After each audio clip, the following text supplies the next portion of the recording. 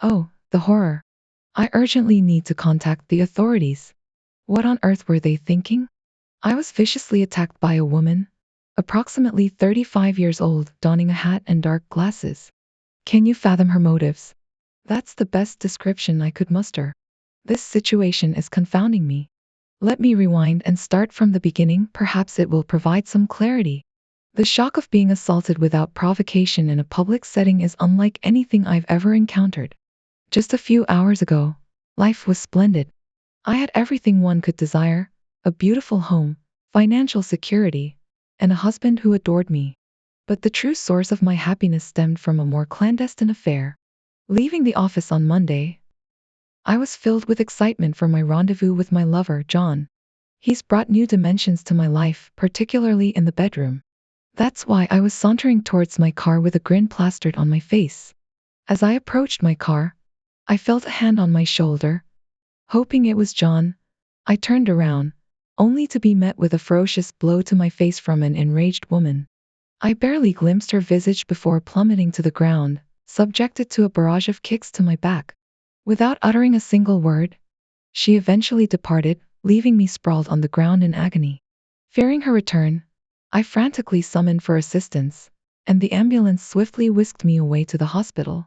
Upon arrival, I was promptly attended to. Despite sustaining a split lip and a few bruises, I was fortunate to have avoided serious injury. The medical staff cautioned me about potential delayed concussion symptoms and advised icing the bruises before discharging me home. The police conducted their inquiries, but with only a vague description of a slender, blonde woman in a hat and dark glasses. Apprehending her seemed improbable. I couldn't even discern if her blonde locks were natural or dyed, let alone fathom a motive for the brutal assault. I beseeched the police for a ride back to my vehicle, but alas, it was against protocol.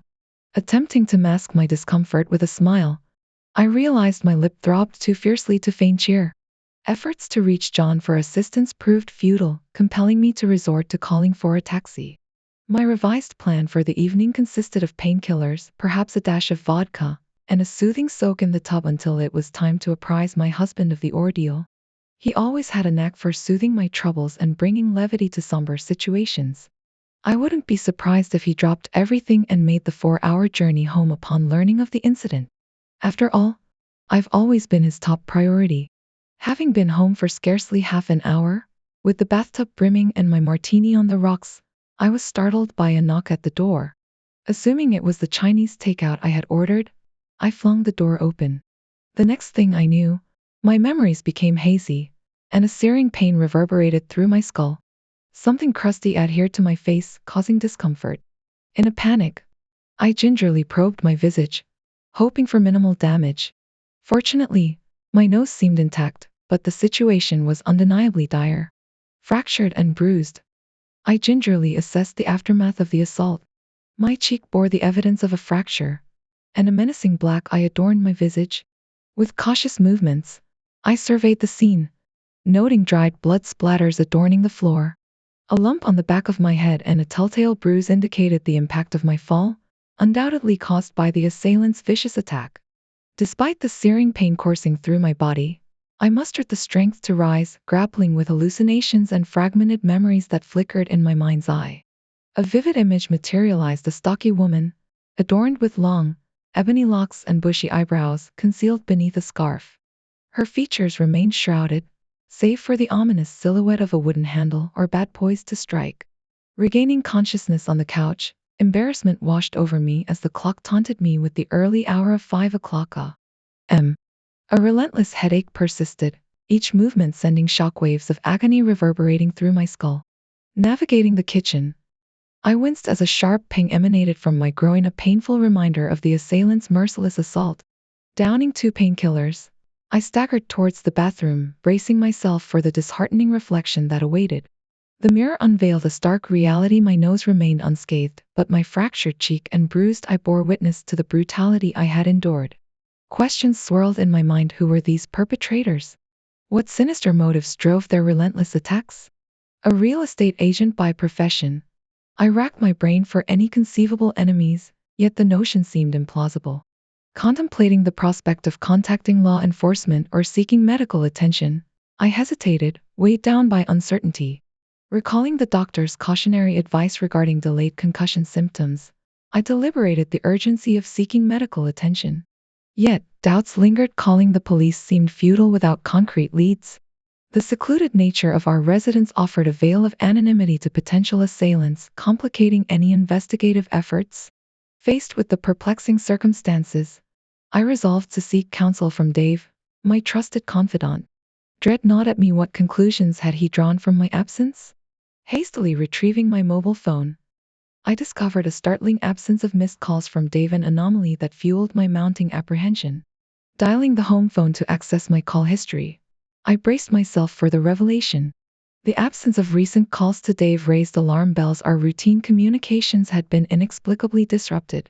An unsettling realization dawned upon me, prompting a surge of anxiety. Had my meticulously crafted facade been compromised?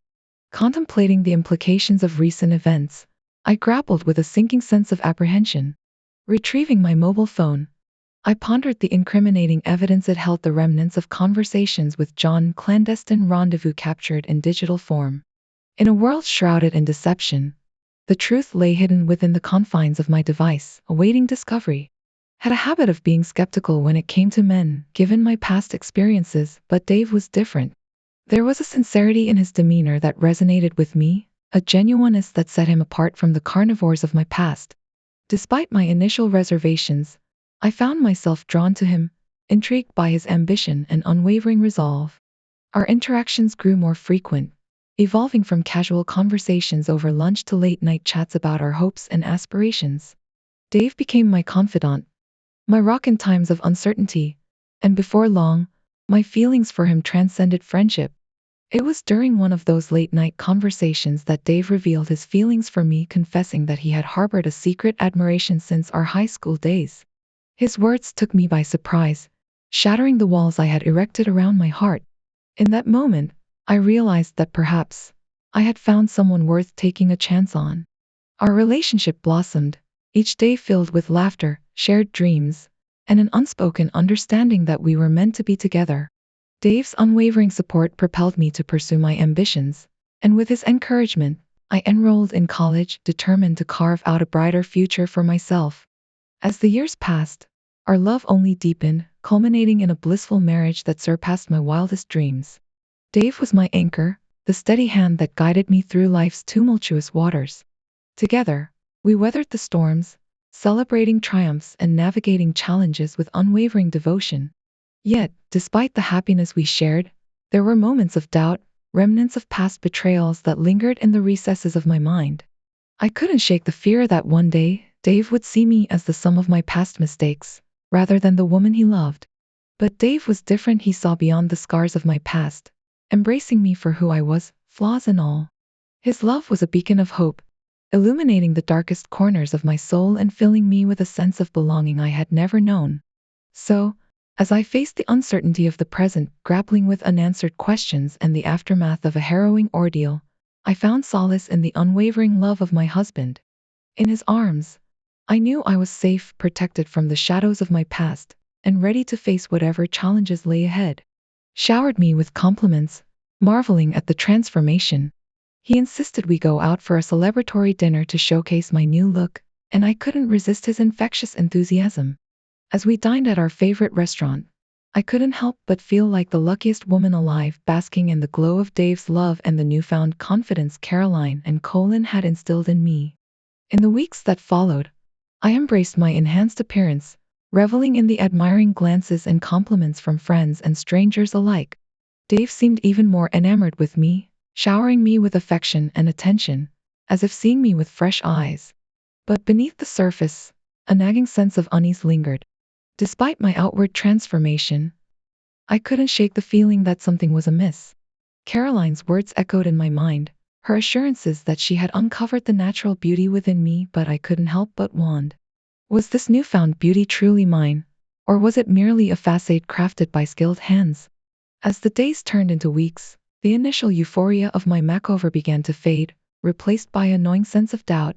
I found myself scrutinizing my reflection in the mirror, searching for any traces of the woman I once was beneath the layers of makeup and carefully styled hair. Dave, ever the supportive husband, noticed the subtle shift in my demeanor and sought to reassure me, reminding me of the strength and beauty he had always seen in me. Yet, despite his efforts, I couldn't shake the feeling that I had lost a part of myself in the pursuit of perfection. It wasn't until one evening, as I sat alone in front of the mirror, that I finally confronted the truth. Gazing at my reflection, stripped of the glamorous facade, I realized that true beauty lies not in outward appearances but in the essence of who we are. The kindness in our hearts, the depth of our character, and the authenticity of our souls. With a newfound sense of clarity, I made the decision to embrace my natural beauty, flaws and all, and to reject the unrealistic standards imposed by society. I thanked Caroline and Colin for their efforts, but vowed to chart my own path forward, one guided by authenticity and self-acceptance. As I stood before the mirror, embracing my reflection with newfound confidence, I realized that true beauty radiates from within, and that the most powerful transformation is the one that takes place in the depths of our souls. And with that realization, I embarked on a journey of self-discovery, determined to reclaim the beauty that had always resided within me. Feeling a sharp pain in my head as if something heavy had struck me, and then darkness enveloped me. When I regained consciousness, I was disoriented and in excruciating pain. The sound of my own groans filled the air as I struggled to comprehend what had just occurred. Slowly, the events of the past few moments began to piece together in my mind: the sudden appearance of the woman, the blinding pain, the feeling of helplessness as I collapsed to the ground. Panic surged through me as I realized the severity of the situation. My mind raced with questions: who was she? Why had she attacked me? What did she want? But there were no answers, only the overwhelming sense of fear and confusion that threatened to consume me. With great effort, I managed to pull myself upright, my head swimming with dizziness and my vision blurred. I reached for my phone, fumbling with trembling hands as I dialed 911, my voice trembling as I recounted the details of the attack to the dispatcher. Help was on the way, but in that moment, I felt utterly alone, a sense of vulnerability unlike anything I had ever experienced before. As I waited for the ambulance to arrive, I struggled to make sense of what had just happened. Why had I been targeted? Was this a random act of violence, or was there something more sinister at play? My mind raced with possibilities, each one more terrifying than the last. When the paramedics finally arrived, I was relieved to see familiar faces, their presence offering a glimmer of hope in the darkness. They quickly assessed my injuries, their professional demeanor a comforting presence in the midst of chaos. With gentle hands, they helped me onto a stretcher and loaded me into the ambulance, the sound of sirens piercing the night as we raced towards the hospital. As we sped through the streets, I couldn't help but feel a sense of disbelief at the events that had just unfolded. How had my seemingly ordinary life been turned upside down in an instant? And what awaited me at the end of this harrowing journey? As the ambulance pulled up to the hospital, I braced myself for the challenges that lay ahead. Little did I know that this was only the beginning of a long and arduous journey, one that would test my strength, resilience, and faith in ways I never thought possible. But in that moment, all I could do was hold on to hope and pray for a miracle. I found myself grappling with as I sat in the dimly lit bathroom, the pain throbbing through my body like a relentless drumbeat. Each bruise, each scratch, seemed to echo the brutality of the attack I had endured just moments ago. With trembling hands, I reached for the cool metal of the faucet, turning it on to splash water on my face, trying to wash away not just the physical pain but the overwhelming sense of fear and confusion that threatened to consume me. As I gazed into the mirror, the reflection staring back at me seemed almost unrecognizable. 3 long scratches marred my left cheek, 2 on the right, a testament to the viciousness of my assailant's attack. My right arm throbbed with each movement, a painful reminder of the struggle to defend myself. Yet, despite the chaos raging within me, there was a glimmer of relief that nothing was broken, that I had survived the onslaught relatively intact. But the physical wounds were only part of the battle. As I dialed the police once more, the hollow ring of unanswered calls echoed through the empty house, intensifying the gnawing sense of isolation that enveloped me. Even Dave and John, my pillars of support, remained elusive, their absence amplifying my sense of vulnerability. With each passing moment, the weight of uncertainty bore down on me, pressing me to make sense of the senseless violence that had shattered my world. Why had I become the target of such brutal aggression? Was it a case of mistaken identity, or something more sinister lurking beneath the surface? As I fumbled with the keypad of my phone, frustration mingled with desperation, driving me to reach out to Dave once more, hoping against hope for a response. But as the call once again went to voicemail, I felt a sinking realization settle over me. I was truly alone in this ordeal. Summoning the last vestiges of resolve, I pushed aside the fear that threatened to paralyze me, forcing myself to confront the harsh reality of my situation. With each step towards the front door, I felt the weight of my bruises, a physical reminder of the violence that had torn through my life. Yet, as I hesitated before turning the bolt, a surge of determination coursed through me, dispelling the shadows of doubt that had clouded my mind. Whatever the motives behind the attack, I refused to be cowed into submission. With every fiber of my being, I vowed to stand tall in the face of adversity, to reclaim the sense of safety and security that had been cruelly ripped away from me. As I grappled with the whirlwind of thoughts swirling in my mind, a logical plan began to take shape. I reasoned that by surveying the garage from the back door, I could potentially catch someone off guard, perhaps even ambushing them. Room by room, I moved cautiously, checking each window for signs of movement. It dawned on me that there were blind spots in the route to the garage, leaving me vulnerable in the secluded backyard, devoid of any witnesses. Just as I was about to execute my plan, my phone pierced through the silence. My heart quickened, hoping it was Dave finally returning my call. Despite the protests of my bruised limbs, I rushed towards it, only to be met with disappointment as it turned out to be my office arranging a meeting with a client at a hotel in 30 minutes. Excuses about my injuries fell on deaf ears, the harsh reality being that they were working lean and could easily find a replacement if need be. With the challenge now clear before me, I devised a new strategy. I swiftly called for a taxi, providing specific instructions to park in the middle of the driveway where I could maintain a clear line of sight from the house. As I waited, I tended to my injuries as best as I could, knowing that my appearance could affect the outcome of the meeting. When the taxi finally arrived, a wave of relief washed over me, yet the tension persisted until we were safely away from home. The driver, a woman, initially sparked concern, but her focus shifted entirely once she learned our destination. As we neared the hotel, I realized with a sinking feeling that my house keys were still in my briefcase, securely locked in the back seat of my car in the garage. Ordering the taxi to turn back would risk making me significantly late for the meeting, a prospect that could jeopardize my position at the agency. Resigned to facing the inevitable, I pressed on, hoping to salvage the situation as best I could. Meeting the client, a tall, dark-haired woman with an air of sophistication, I did my best to guide her through the property, relying on my knowledge and memory to compensate for the absence of notes locked away in my briefcase. Despite the setbacks and frustrations, a glimmer of hope remained, fueled by the prospect of a potential purchase with Dave in the idyllic green surroundings of the neighborhood. As we concluded the tour, I couldn't help but entertain the possibility of a brighter future amidst the chaos and uncertainty that had engulfed my life. Standing at the window, I marveled at the breathtaking view, the tranquil scene momentarily soothing my frayed nerves. Suddenly, a sharp, unsettling sound pierced the silence, causing me to whirl around in alarm. It was a distinct clicking noise, unsettling in its unfamiliarity. My eyes fell upon the client, her demeanor morphing from pleasant to something altogether sinister. In a swift and chilling motion, she produced a telescopic baton, a weapon more commonly seen in self-defense catalogs.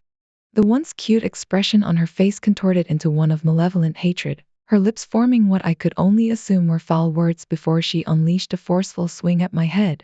Instinctively, I raised my forearms to shield myself, but the impact reverberated painfully through my bones, accompanied by the sickening sound of a crack. For a moment, time seemed to stand still as we both registered the severity of the situation. Her anger, palpable only moments before, seemed to dissipate, replaced by a sense of grim satisfaction as she watched me writhe in agony. Yet, a residual fury lingered, evident in her eyes as she delivered another blow, this time striking the side of my head with brutal force, sending me crashing to the ground. As consciousness ebbed and flowed, I found myself alone, the assailant vanishing as quickly as she had appeared. Amidst the confusion and pain, my gaze fell upon an object lying nearby, a photograph, unmistakably familiar. It was a selfie taken in a moment of intimacy with John, captured in the dimly lit confines of a nondescript motel room. The photograph, a relic of a clandestine affair, now served as a damning piece of evidence in the hands of my attacker. The realization dawned upon me: she must be John's wife, driven by a potent mix of rage and betrayal. Never before had I delved into the complexities of John's personal life, nor had I dared to ponder the repercussions of our illicit liaison. With aching limbs and a fractured sense of security, I made the decision to summon an ambulance, my mind racing with thoughts of concealment and avoidance. The prospect of involving the authorities loomed large, threatening to unravel the carefully constructed facade of my life. At the hospital, amidst the whirlwind of medical procedures and inquiries, I grappled with the mystery of how John's wife had obtained such a personal artifact. Had my phone been compromised? Had she gained access to it through clandestine means? In the privacy of my home, fortified by painkillers and vodka, I concocted a narrative to shield myself from the consequences of my indiscretions. With each passing moment, the weight of deceit and betrayal bore down upon me, threatening to consume every aspect of my existence. TTO faces, faces to actions, actions to a betrayal so profound it shook the very foundation of trust upon which our marriage was built. The sinking feeling in the pit of my stomach intensified as I contemplated the extent of the breach of privacy, the violation of my most intimate moments laid bare for my husband's eyes. With trembling hands, I navigated through the labyrinth of folders on the computer, each click a reminder of the Pandora's box I had unwittingly opened. The images, once private and cherished, now taunted me from the screen, mocking my naivety and exposing the fragility of the illusions I had built around myself. As the realization dawned upon me, a wave of nausea washed over me, threatening to engulf me in its suffocating embrace. I stumbled towards the bathroom, the taste of bile burning in my throat, a physical manifestation of the emotional turmoil ravaging my soul. Guilt, shame, and a profound sense of betrayal gnawed at the edges of my consciousness, threatening to consume me in their relentless grip. How could I have been so careless, so reckless in my pursuit of fleeting pleasures, oblivious to the consequences that now lay strewn before me? With trembling fingers, I reached for the monitor, desperate to erase the damning evidence of my indiscretions, to reclaim a semblance of dignity amidst the wreckage of my shattered life. Yet, even as I sought to expunge the incriminating images from existence, I knew deep down that the scars of this revelation would linger long after the pixels faded from view. In the dim glow of the monitor, I found myself confronted not only with the stark reality of my actions but also with the daunting prospect of facing the consequences. The facade of my carefully curated life lay in ruins, its crumbling edifice exposing the raw vulnerability that lurked beneath the surface. In that moment of reckoning, I realized that the true cost of my infidelity was not merely the loss of trust or the dissolution of my marriage, but the irrevocable damage inflicted upon my sense of self-worth and integrity. As I gazed into the abyss of my own making, I knew that redemption would be a distant and elusive dream, forever out of reach in the shadow of my own betrayal. Each time my selfish actions not only jeopardized my marriage but also tarnished my reputation and integrity beyond repair. The repercussions of my reckless behavior extended far beyond the confines of my personal life, infiltrating every facet of my existence with a toxic blend of shame and regret. With a heavy heart and trembling hands, I scrolled through the list of transactions on our bank's online website, each entry a damning indictment of my greed and deceit. The once formidable balance had dwindled to a mere fraction of its former glory, a stark reminder of the price I had paid for my indulgence. As I traced the trajectory of my descent into moral bankruptcy, I couldn't help but marvel at the audacity of my own folly. What had begun as harmless flirtation had evolved into a tangled web of lies and deception, ensnaring not only myself but also those unwittingly drawn into my orbit of infidelity. I cursed my own hubris, lamenting the loss of the woman I once thought myself to be. Gone was the naive dreamer who had longed for a taste of the glamorous life, replaced instead by a hollow shell consumed by her own selfish desires. In the cold light of truth, I realized that my actions had irreparably damaged the very foundation upon which my marriage was built. No amount of tears or apologies could undo the harm I had wrought, nor could they absolve me of the guilt that weighed heavy on my conscience. As I confronted the harsh reality of my own moral bankruptcy, I knew that redemption would be a long and arduous journey fraught with obstacles and pitfalls at every turn. Yet, even in the depths of despair, a glimmer of hope flickered in the darkness, a beacon of light guiding me towards the path of repentance and forgiveness. With a newfound sense of purpose, I resolved to confront the demons of my past and seek absolution for my sins. Though the road ahead would be fraught with challenges, I knew that with courage and determination, I could emerge from the shadows of my own making and reclaim the dignity and self-respect I had so callously cast aside. And so, with a heavy heart and a steely resolve, I embarked on the journey of redemption, knowing that though the road would be long and difficult, the destination would be worth the struggle. For in the crucible of adversity, true strength is forged, and from the ashes of despair, a new hope can arise.